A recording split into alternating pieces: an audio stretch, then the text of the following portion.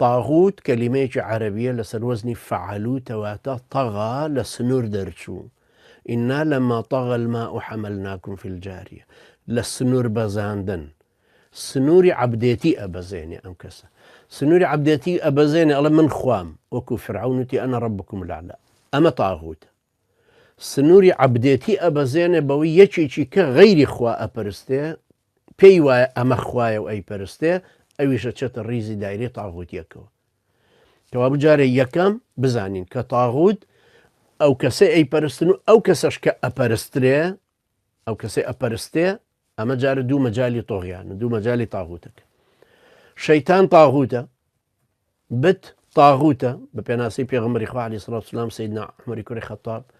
أو أنا طبعا طاغوتا أنجا أو كسي كداوري أبنا لايو بشريعتي غير شريعة إخوة حكمك طاغوتا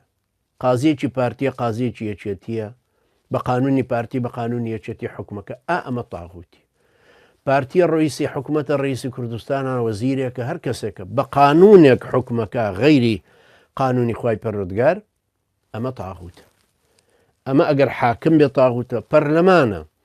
برلمان أجر ياسايك مخالف بشريعة إسلامي دارشت همو أوانيك باش داربون لمسودكي ونسينو لمناقشة كردني تأيد كردنو شوي دارشتنوك ودر كردنو إمزا كردني طاغوتن همويان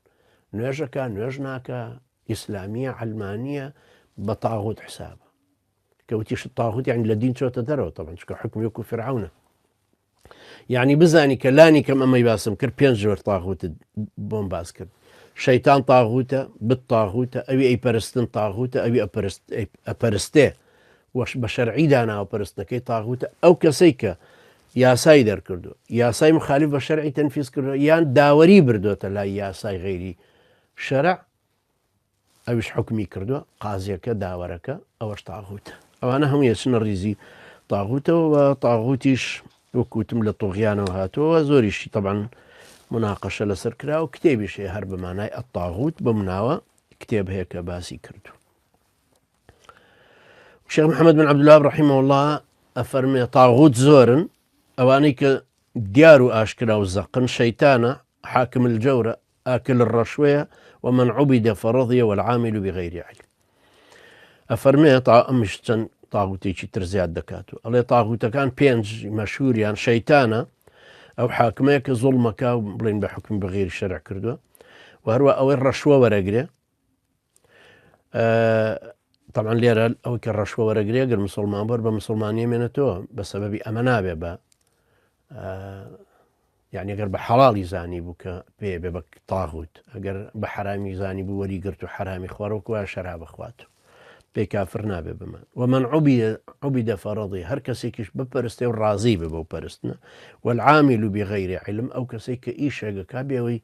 علمي بيها بي أوش طبعا ديسان تفصيل شيء أبتون كاوي محمد بن عبد الله رحمه الله كواي فرموا معناه مجهل قريتو أوش بوشي وقشتيني برسياري بسدو يعني تو أم بينجا بزاني باش شيطان بتا أو كسيك أي برستن أو كسي عبادات وغير خواي بردقارك أو كسشك حاكم بغير ما أنزل الله حاكم بغير ما أنزل الله سي مجالي كان يا سادة رشتنا مجالي كيشي برلمان يا رئيس عشرتك بكيف خوي كردت يا يشي تنان تنفيذي ياساك يشي كان داوري كردنا بياساك